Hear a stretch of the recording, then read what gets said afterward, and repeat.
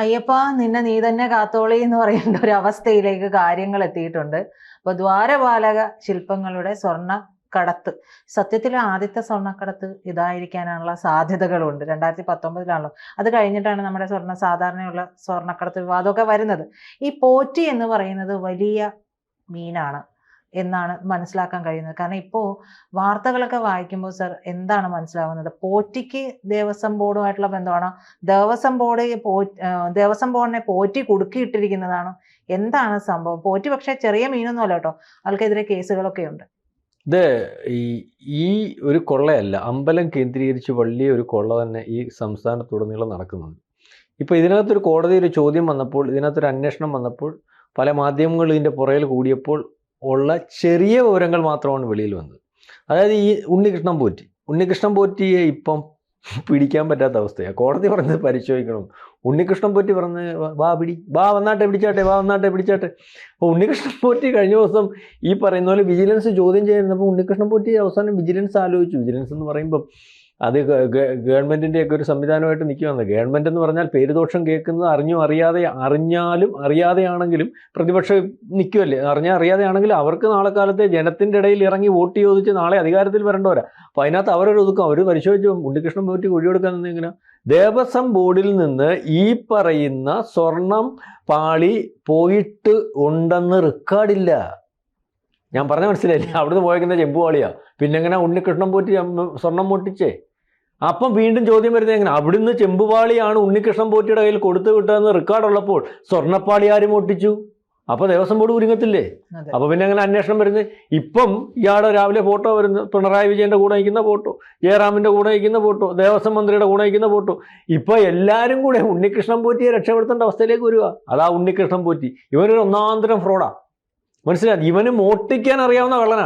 ഇവൻ ബാക്കിയുള്ളവരെ മൊത്തം പിടിച്ചിട്ട് അവൻ്റെ ഭാഗം മൊത്തം ക്ലിയർ ചെയ്ത് അവനെ രക്ഷിച്ചെടുക്കേണ്ട ചുമതല ഒരു പക്ഷേ ഇവിടുത്തെ സംവിധാനങ്ങൾക്ക് മൊത്തമായി, മുഖ്യമന്ത്രിക്ക് ഉൾപ്പെടെയായി. മുഖ്യമന്ത്രി അറിഞ്ഞു കാണത്തില്ല കൂടെ നിന്ന് ഫോട്ടോ എടുത്താൽ, ചെന്ന് നിന്നിട്ട് സൈഡിൽ നിന്നൊരു ഫോട്ടോ എടുത്ത്, അല്ലെങ്കിൽ ഉണ്ണികൃഷ്ണൻ പോറ്റി വന്നപ്പോൾ ഒരു ഫോട്ടോ എടുത്ത് കാണും. കടകംപള്ളി സുരേന്ദ്രൻ ദേവസ്വം മന്ത്രിയായിട്ട് ഇരുന്നപ്പോൾ അറിഞ്ഞോ അറിയാതെയും ഫോട്ടോ എടുക്കാം. ജയറാം എങ്ങനെ ഇപ്പോൾ അവിടെ പൂജ നടത്തിയ? ജയറാമൊക്കെ വലിയ ഭക്തനായി, എവിടെ ചെന്നാലും അമ്പലത്തിൽ പോയി ചെണ്ട അടിച്ച് നാശമാക്കുന്ന ആളില്ല, ഭഗവാന്റെ ആളല്ലേ. അപ്പോൾ അയാൾ വിചാരിച്ചു വലിയ തിരുമേനി വന്ന് ഭഗവാൻ ശബരിമല അവിടെ നിന്നാൽ അത് പുള്ളി ഒരു സാധനം കൊണ്ട് അവിടെ തന്നാൽ വീട്ടിൽ വെച്ചൊരു പൂജയാണ്. ജയറാം പെട്ടില്ലേ? അപ്പോൾ ഇവൻ ഈ ലോകത്തുള്ളവരെ മൊത്തം ഇതിനകത്ത് പെടുത്തി. ഇവൻ ഇത് വലിയൊരു ഉദ്ദേശമുണ്ട്. ഇവൻ ഇതിനകത്തുനിന്ന് സ്വർണം അടിച്ചു മാറ്റാൻ കൊണ്ടുപോകുന്ന സമയത്തിന് മുമ്പേ ദേവസ്വം ബോർഡിൽ ആൾക്കാരോട് കൂടി ആലോചിച്ച് വീതം വെപ്പിച്ചുള്ള ഒരു കച്ചവടമാണ്. ആ കച്ചവടത്തിനകത്ത് അവൻ അന്നേ രേഖയുണ്ടാക്കി. ഇപ്പോൾ ഉണ്ണികൃഷ്ണൻ പോറ്റി രക്ഷപ്പെടുത്തേണ്ട അവസ്ഥയിലേക്ക് ഇവിടുത്തെ ഭരണാധികാരികൾ മൊത്തം വരുന്ന രീതിയിലേക്ക് പോയി. ഇതുപോലെ നമ്മളിപ്പോൾ ഉണ്ണികൃഷ്ണൻ പോറ്റി ഒരു അമ്പലമല്ലല്ലോ, എത്ര അമ്പലത്തിൽ ഈ സ്വർണ്ണം ഇരിപ്പുണ്ട്? അപ്പോൾ ചിന്തിക്കേണ്ട കാര്യമാണ്. ഞാൻ നേരത്തെ ഇതിനെപ്പറ്റി വളരെ വ്യക്തമായിട്ട് അതിനെപ്പറ്റി അറിയാവുന്ന ഒരാൾ പറഞ്ഞു, ഒരമ്പലത്തിലും ഈ പറയുന്ന രേഖ അനുസരിച്ച് സ്വർണ്ണമില്ല. ഇതെല്ലാം മുക്കുകൊണ്ടോ? ആര് കയറി നോക്കും? കുറച്ച് നോക്കും. ആണ്ട് അതിനകത്ത് ഇരിപ്പുണ്ട്. അല്ലെങ്കിൽ യുവമാരെല്ലാം കൂടെ ഇല്ലേ ഇത് കുറിക്കുന്നേ? യുവമാരെല്ലാം കൂടെ ഇല്ലേ ഇതിൻ്റെ കണക്കെഴുതുന്നത്? ഈ കള്ളന്മാർ എന്തെങ്കിലും കണക്കെഴുതിയാൽ പോരെ? ഇവരെല്ലാം കൂടെ വിചാരിച്ച്. അപ്പോൾ ഇതിനകത്ത് അമ്പലത്തിലെ മുതൽ പലയിടത്തും രേഖകളിൽ മാത്രമാകുന്ന ഒരവസ്ഥ, അല്ലെങ്കിൽ ഇതൊന്നും സ്വർണ്ണമല്ലാത്തൊരവസ്ഥ. ഇതുപോലെ ദീർഘമായിട്ട് ഏതെങ്കിലും ഒരു കോടതിയോ അല്ലെങ്കിൽ ഉത്തരവാദിത്തപ്പെട്ടവരോ ദീർഘമായിട്ട് കയറി പരിശോധിച്ചോ? ഇപ്പോൾ ദ്വാരപാലകൻ്റെ പൊളി ആണെന്ന് പറഞ്ഞുകൊണ്ടില്ലേ ബ്രിജിതേ അതിനകത്തുനിന്ന് പോയി. ഇപ്പോൾ വേറെ ഏതൊക്കെ സ്വർണ്ണമാണെന്ന് ആർക്കറിയാം? ഇപ്പൊ ഇതിന്റെ മുകളിൽ വിരിച്ചിരിക്കുന്നത് ശ്രീകോവിന്റെ മുകളിലുള്ളതും ഇത്തരത്തിൽ, അതായത് ദ്വാരപാല ശില്പത്തിൽ എന്താണോ ചെയ്തത് അത്തരത്തിൽ തന്നെയാണ് ശ്രീകോവിലും മുകൾ മേൽക്കൂരയിലും ചെയ്തിട്ടുള്ളത്. അപ്പൊ അത് തന്നെ അവിടെ ഉണ്ടോ എന്നുള്ളത് ഇതൊക്കെ ആർക്കറിയാൻ പറ്റും? എനിക്ക് കയറി ഇതിനകത്തോട്ട് കയറാൻ പറ്റുമോ? ദൂരെ മാറിയെന്ന് തൊഴുവല്ലയോ? തിരുമേനിയെ തൊഴാൻ ഒക്കുവോ? അമ്പലത്തിനകത്ത് കയറാൻ ഒക്കുവോ? ഇതെല്ലാം. അപ്പൊ പിന്നെ അങ്ങനെ വെളിയിരിക്കുന്നവൻ ഇത് എങ്ങനെയാന്ന് അറിയുന്നത്? അതാണ്ടത് സ്വർണ്ണമാ. വേറെ സ്വർണ്ണത്തിന്റെ കളറുള്ള പേപ്പർ ഒട്ടിച്ച് വെച്ചിട്ട് ദൂരെ നിന്ന് ഊണ്ടി കാണിച്ചാലും സ്വർണ്ണം നമ്മൾ വിശ്വസിക്കാനൊക്കെ ഉള്ളതില്ല. ഇവനെ പറ്റി ഇപ്പൊ പരിശോധിക്കുമ്പോൾ പത്രങ്ങളിൽ വന്ന വാർത്ത ശരിയാണെങ്കിൽ ഇവന്റെ ഭാര്യയെ കൊന്നതാ. ആ കേസ് നിൽക്കുക. ഭാര്യയുടെ ദുരൂഹ മരണവുമായി ബന്ധപ്പെട്ട് ബംഗളൂരു കേസുണ്ട്. പിന്നെ വേറെ തീ വെച്ച കേസില്ലേ? അതെ, അത് തിരുവനന്തപുരം മണ്ണന്തലയിൽ വീട്ടിൽ നിന്ന് വാടകക്കാരെ ഒഴിപ്പിക്കാൻ വീട്ടിൽ നിന്ന് അതിന്റെ ഉള്ളിൽ തീയിട്ട്. അപ്പം ഇവന്റെ ഒരു തിരുമേനി എന്നൊക്കെ പറഞ്ഞാൽ നമ്മൾ ഏത് തരത്തിലാണ്? സാത്തൻ ഒരു അടിച്ചാലും കൊന്നാലും ഇത് മേടിച്ചുകൊണ്ട് പോകുന്നതും ദൈവത്തെ മാത്രം നാരായണ നാരായണ അല്ലെ ശിവ എന്നൊക്കെ പറഞ്ഞ അയ്യപ്പ എന്നൊക്കെ പറയുന്ന രീതിയാണ്. ഇപ്പൊ ഇവനെ ഈ കുറിയും വെളുത്ത ഭാഷയും പൂണൂലും ഒക്കെ ഇട്ടിട്ട് നല്ല വൃത്തിയായിട്ട് കൊള്ളയും തീവെപ്പും അല്ലെങ്കിൽ മോഷണവും ഒക്കെ നടത്താൻ പറ്റുന്ന ഒരു കൃത്യമായിട്ടുള്ള ഒരാൾ. ഇപ്പോൾ ഉണ്ണികൃഷ്ണൻ പോറ്റി എന്ന് പറഞ്ഞിട്ട് ഈ കൊള്ളക്കാർക്ക് മുമ്പിൽ നിർത്താൻ പറ്റുന്ന ഒരാളായിട്ട് വന്നിട്ടുള്ള, ഇപ്പം ഇവനെ വലിയ അപകടത്തിലേക്കാണ്. ഇവനെ ദീർഘമായിട്ട് പരിശോധിക്കുമ്പോൾ ഇവനിൽ നിന്ന് പരിശോധിക്കാനും കാര്യങ്ങൾ കണ്ടുപിടിക്കാനും ഇതുപോലുള്ള കോടതികൾ ഇടപെടുന്ന ഒരവസ്ഥ വന്നാൽ ഓരോ അമ്പലത്തിലും ലിസ്റ്റ് എടുക്കണം. ഓരോ അമ്പലത്തിലെയും രജിസ്റ്റർ എടുത്തിട്ട് പഴയ ലിസ്റ്റ് എടുത്തിട്ട് ആ അമ്പലങ്ങളിൽ ഇതുപോലെ സ്വർണവും സാധനവും ഒക്കെ ഉണ്ടോ എന്ന് പരിശോധിച്ചാട്ട് ഇവിടെ കത്തിപ്പോവും. അതിപ്പോൾ ഇന്നത്തെ ഞാൻ പറയുന്ന ഏതെങ്കിലും ഒരു ഗവൺമെന്റിന്റെ ഇപ്പോൾ ഒരു മുഖ്യമന്ത്രി പിണറായി വിജയനോ അതിന് മുമ്പിരുന്ന മുഖ്യമന്ത്രി ഉമ്മൻചാണ്ടിയോ അല്ലെങ്കിൽ മുഖ്യമന്ത്രി AK VS അച്ഛനോ ഇവരൊന്നും അറിയണമെന്നില്ല. എങ്ങനെ അറിയും?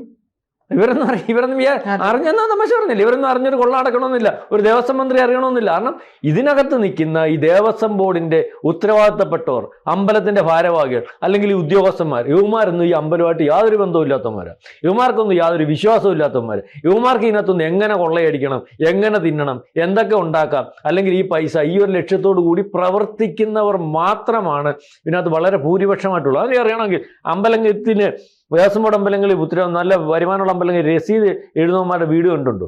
ഈ റെസിപ്റ്റിന്റെ ഇത്ര ശതമാനം ഓർക്കാം. എനിക്കറിയാം മലയാളപ്പുഴ അമ്പലത്തിൽ റെസിപ്റ്റ് എഴുതുന്ന, അതായത് അതിന് കമ്മീഷനുണ്ട്. അവന് വീടൊന്നും കാണണം. അപ്പോൾ ഇവിടെ കോടീശ്വരൻ്റെ വീടില്ല. കാരണം അവിടെ ഒരു ദിവസത്തെ തന്നെ അവിടുത്തെ വരുമാനം ലക്ഷങ്ങളും കോടികളുമാണ്. അപ്പോൾ അതിൻ്റെ 10-20-30% ഇവർക്ക് കിട്ടും. മനസ്സിലാവുന്നുണ്ടോ? ആ വരുമ്പോൾ അങ്ങനത്തെയുള്ള കാര്യങ്ങൾ. അപ്പൊ ഇതൊരു വലിയ കൊള്ള സംഘമാണ്. വിശ്വാസത്തിന്റെ മറവിൽ അല്ലെങ്കിൽ അത് ചൂഷണം ചെയ്ത് അതിന്റെ കെയർ ഓഫിൽ ഒക്കെ ഉള്ള ഇപ്പൊ തന്നെ ഈ വിശ്വാസികൾ ഇത് എന്ന് പറഞ്ഞാൽ എന്താ പറയും? അയ്യോ അവനോട് ദൈവം ചോദിച്ചോളും. ഏത് ദൈവമാ ചോദിക്കുന്നത്?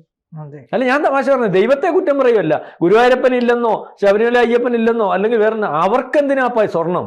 പ്രപഞ്ചത്തിന്റെ നാഥനാ ദൈവം. ഇതെല്ലാം സൃഷ്ടിച്ചതിന് അല്ലെങ്കിൽ ഇതിനൊക്കെ അവർക്ക് നമുക്ക് സ്വർണം കൊടുത്ത് അവരെ തൃപ്തിപ്പെടുത്താനൊക്കെ നമ്മുടെ വിനിയോഗത്തിന് വേണ്ടി ഉപയോഗിച്ചേക്കുന്ന കറൻസി അവർക്ക് കൊണ്ടിട്ടിട്ട് വല്ല കാര്യമുണ്ടോ? ഇതിനെയെല്ലാം സംരക്ഷിക്കുകയും ലോകത്തിന് നാഥനായിട്ടിരിക്കുക എല്ലാം അവരുടെ കീഴിലാണ്. പിന്നെ നമ്മുടെ താല്പര്യത്തിന് ഉപയോഗിക്കുന്ന സ്വർണവും അല്ലെങ്കിൽ മറ്റു കാർക്ക് അവർക്ക് ഇതെല്ലാം കൊടുക്കേണ്ട കാര്യം. അപ്പൊ അത് ദൈവം തോന്നിക്കത്തൊന്നുമില്ല, അവനെടുത്തോണ്ട് കൊണ്ടുപോട്ടെന്ന് വിചാരിക്കും. അതായത് നമ്മുടെ ഓരോരുത്തരുടെയും വിശ്വാസത്തിനനുസരിച്ചിട്ടാണ് നമ്മളെ ഭഗവാൻ ചിലപ്പോൾ ഒരു നെയ്ത്തിരി ആണെങ്കിൽ പോലും നമ്മൾ കൊണ്ടുപോയിക്കുന്നത്. അപ്പൊ അതുപോലെയാണ് പലരും കൊണ്ടുപോയിക്കുന്നത്. നമുക്കറിയാം ഗുരുവായൂരൊക്കെ സ്വർണത്തിന്റെ ഓടക്കുഴൽ സമർപ്പിച്ചിട്ടുള്ള അനേകം ഭക്തന്മാരുണ്ട്. അപ്പൊ അത്തരത്തിൽ ഇതെല്ലാം സമർപ്പിക്കുന്നത് അവരവരുടെ ആത്മസാക്ഷാത്കാരം കൂടിയാണ്. ഭഗവാന് ഞാനിത് നൽകുകയാണ്, എനിക്കത് തരുന്നതിൽ എനിക്കൊരു, അതായത് അവന്റെ അയാളുടെ തൃപ്തിയാണ്. അഹംബോധം പോലും ഇല്ലാത്ത ഒരവസ്ഥയിലേക്ക് എനിക്ക് ഇത്രയുണ്ട്, ഞാനല്ല വലിയവൻ, നീ തന്നെയാണ് എന്ന് പറയുന്നതൊക്കെ ഒരു ചെറിയൊരു ഈ രീതിയിലേക്കുള്ള ഒരു തോന്നലുകളും വിശ്വാസങ്ങളും ഈ പറയുന്ന ഇതുകൊണ്ട് ജീവിച്ചിരുന്ന കാലങ്ങളായിട്ടും കൊല്ലങ്ങളായിട്ടും ഉള്ളവർ ഉണ്ടാക്കി വെച്ചിട്ടുണ്ട്. അതെന്തോനാ? അവർക്ക് ഇത് ഒട്ടിക്കാനാ. നാളെ കാലത്ത് ഇയാൾ ഇവിടെ കൊണ്ടുവച്ചിട്ട് പോവും, ഭഗവാൻ ഇത് ഉടക്കൊള്ളൊന്നും വേണ്ടല്ലോ, അതുപോലെ അത്യാവശ്യം അടിച്ചു മാറ്റാം. ഇതുകൊണ്ട് ജീവിക്കുന്നത് അമ്പലത്തിന്റെ കെയർ ഓഫിലുണ്ട്, പള്ളിയുടെ കെയർ ഓഫിലുണ്ട്, ഈ മോസ്കിന്റെ കെയർ ഓഫിലുണ്ട്. കാരണം വിശ്വാസികൾക്കിടെ അതായത് കൂടുതൽ ബോധമില്ലാത്തവരാണ് വിശ്വാസികൾ, അതായത് അന്ധവിശ്വാസികൾ. അവരെ ചൂഷണം ചെയ്യുന്നതിന് വളരെ കൂടുതലായിട്ട് നടക്കും. അങ്ങനെ അന്ധമായിട്ട് വിശ്വസിക്കുന്ന ആൾക്കാരാണ് 80-85% ഉള്ളവർ. അല്ലാത്തവർ അതിനപ്പുറമുള്ള ഒരു ബോധത്തിലേക്ക് പോകും. അവർക്ക് അമ്പലം എന്താണെന്നറിയാം, ഭഗവാൻ എന്താണെന്നറിയാം, അല്ലെങ്കിൽ ഇതെന്താണെന്നറിയാം. ആ ഒരു തലത്തിൽ ഇവരെ ഉപയോഗിച്ച് അല്ലെങ്കിൽ ഇവരുടെ ആ ഒരു വൈകല്യം ഉപയോഗിച്ച് അത് കാശാക്കി അല്ലെങ്കിൽ മറ്റു രീതിയിലൊക്കെ കൊള്ള സംഘങ്ങൾ, അത്തരത്തിലുള്ള ഒരു പോറ്റി, അതിൻ്റെ ഒരു കൂടാരം. ഈ പോറ്റി എന്ന് പറഞ്ഞാൽ ഇവൻ നമ്പർ 1 ക്രിമിനൽ ആയതുകൊണ്ട് ഭാര്യയെ കൊല്ലാൻ കഴിയുന്നവനും അല്ലെങ്കിൽ വീടിൻ്റെ വാടകക്കാരെ ഇറക്കുന്നതിന് തീവപ്പിന് കഴിയുന്നവനും ഒക്കെ ഈ അമ്പലം തീവക്കാനും അമ്പലം കൊള്ളയടിക്കാനും അല്ലെങ്കിൽ അവന് രക്ഷപ്പെടാനും പഴുതുകൾ ഒരുക്കി. മനസ്സിലായില്ലേ? അവന് ഇപ്പൊ വരുന്ന വാർത്തകൾ, വായിക്കുന്ന വാർത്തകൾ, കോടതി ഇടപെട്ടപ്പോൾ പോലും അവനെ ചോദ്യം ചെയ്ത് അവന്റെ ഒരു FIR, അവന്റെ ഒരു മൊഴി രേഖപ്പെടുത്തിയാൽ പോറ്റി കുടുങ്ങത്തില്ല, ദേവസ്വം ബോർഡ് കുടുങ്ങും. അതായത് അവനെ രക്ഷിച്ചെടുക്കേണ്ട ചുമതല ഒരുപക്ഷെ ദേവസ്വം ബോർഡിനും ഈ പറയുന്ന ഉത്തരവാദിത്തപ്പെട്ടവർക്കും ഒക്കെ വരുന്ന രീതിയിലേക്ക് ഒരു നല്ല കൊള്ളക്കാരൻ, നല്ല ഒരു അതാണ് പോറ്റി വരുന്നത്. വാടാ പോറ്റി നിൽക്കുന്ന വാടാ, ചോദ്യം ചെയ്യടാ, ഞാൻ പറയാം, അവിടെ എനിക്ക് പറയാനുണ്ടോ? മാധ്യമങ്ങളോട് സംസാരിക്കുമ്പോൾ നിങ്ങൾക്ക് ചോദിക്കാനുള്ള അവകാശമുണ്ട്. നിങ്ങൾ ചോദിക്കുന്നതിനൊക്കെ ഞാൻ എന്തിനും മറുപടി അത് ഞാൻ തീരുമാനിക്കും. വളരെ ധിക്കാരത്തോടെയാണ് പറയുന്നത്. ആ ധിക്കാരം എന്ന് പറയുന്നത് നല്ല ഇത്തരത്തിലുള്ള തട്ടിപ്പ് ചെയ്ത് തഴമ്പിച്ചിട്ടുള്ള ഒരാളുടെ ധിക്കാരമാണ്. ഞാൻ ഇതിൽ നിന്ന് കൂളായിട്ട് ഊരിപ്പോരും, ഇന്ന് നീയൊക്കെ ചോദിക്കുന്നുണ്ടെങ്കിൽ നാളെ നിന്നെ കൊണ്ട് ഞാൻ തിരിച്ചു പറയിപ്പിക്കും എന്നുള്ള ഒരു അത്രയും കോൺഫിഡൻസ് ഉള്ള ഒരാളുടെയാണ്. അത്രയും കോൺഫിഡൻസ് പറഞ്ഞാൽ അറിയാവുന്ന കള്ളൻ, ബേസ് എല്ലാം ഒരുക്കിയിട്ട് അതെല്ലാം ചെയ്തേ. ബാക്കി നിന്നവർക്ക് അത്രയും വന്നിട്ടില്ല. നാളെ കാലത്തെ, അതായത് ദീർഘമായിട്ട് പോലും ഈ ഒരു വിഷയം പാളിയാൽ എങ്ങനെ പിടിച്ചു നിൽക്കണമെന്ന് അറിഞ്ഞു കളിച്ചിരിക്കുന്നത്. ഇവൻ ഇത് മാത്രമായി ഇപ്പൊ വെളി വന്നു. ഇവൻ എന്തെല്ലാം ചെയ്തിട്ടുണ്ടാവും. നല്ലൊരു കൊള്ളക്കാരനാണ്, മനസ്സിലായില്ലേ? ഇത് മാത്രമല്ലല്ലോ ഇവന്റെ കേസുകൾ. ഇപ്പം വീട്ടിൽ നിന്ന് ഇറങ്ങാത്ത ഒരുപാട് കേസുകൾ, ഒട്ടേറെ തട്ടിപ്പുകളുമായി ബന്ധപ്പെട്ടിട്ട് ഇടനിലക്കാരനാണ്, ക്രിമിനൽ കേസുകൾ ഉണ്ട് എന്നൊക്കെയാണ് പറയുന്നത്. അപ്പൊ അതാ പറഞ്ഞേ, അത്തരത്തിലുള്ളൊരു കള്ളക്കാരൻ. അപ്പൊ അതിനകത്ത് ഇവൻ ഇവിടെ മാത്രമല്ല, ഇവനെ ദീർഘമായിട്ട് പരിശോധിക്കുമ്പോൾ വലിയ വിശാലമായിട്ട് വലിയ കള്ളത്തരങ്ങളും ആശയോടെയാണ് ഇയാള് ശബരിമല കീഴ്ശാന്തിമാരുടെ ലിസ്റ്റിൽ കയറിയത്. 20 വർഷത്തിനിടെ കോടികളുടെ സ്വത്ത് ഉണ്ടാക്കിയിട്ടുണ്ട്. ഈ പുളിമാത്ത് ജംഗ്ഷനിലുള്ള കുടുംബ വീട് കൂടാതെ മണ്ണന്തലയിലും പട്ടത്തും ബംഗളൂരുവിലും വീടുകളുണ്ട്. പുളിമാത്ത് ജംഗ്ഷനിലെ കുടുംബ വീട്ടിൽ നിന്ന് 1.5 കിലോമീറ്റർ അകലെയുള്ള ഒരു ബാർ ഹോട്ടലിൽ മുറിയെടുത്തിട്ടാണ് ദേവസ്വം ബോർഡ് അധികൃതരുമായിട്ട് ഇയാൾ ചർച്ച നടത്തുന്നത്.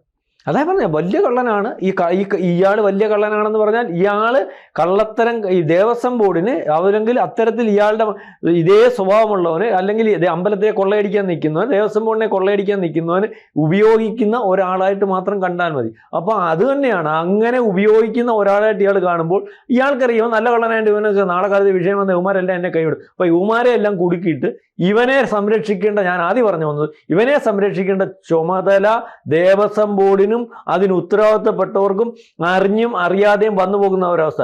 ജയറാമിന് പോലും, ജയറാമെന്ന് പറഞ്ഞു കാണത്തില്ല, അയ്യോ എൻ്റെ പേര് വരുമല്ലോ. കടകംപള്ളി സുരേന്ദ്രൻ ഒന്നും അറിഞ്ഞു കാണണമെന്നില്ല ചിലപ്പം, കാരണം ഇയാൾ എൻ്റെ പേര് പറയും, നാശം പിടിച്ച് എങ്ങനെയും പോട്ടെ എന്ന് പിണറായി വിജയൻ വരാൻ നിൽക്കുമല്ലയോ കൈ കൊടുത്തോണ്ട്. അപ്പൊ ഇതാ ഞാൻ പറയാം, ഇപ്പൊ നല്ല കള്ളനാണ്. ഇത് പിടിച്ചാൽ പലരും കുടുങ്ങും, പല രീതിയിലും ആവും. അത്തരത്തിലേക്കുള്ളൊരു നീക്കമാണ്. അത് ചെറിയ മീനല്ല, ഇവൻ വലിയ കള്ളക്കാരൻ തന്നെയാണ്. കൂടുതൽ വാർത്തകളും വിശേഷങ്ങളും നിങ്ങളിലേക്ക് എത്താൻ ABC മലയാളം സബ്സ്ക്രൈബ് ചെയ്യുക, ബെൽ ബട്ടണും അമർത്തുക.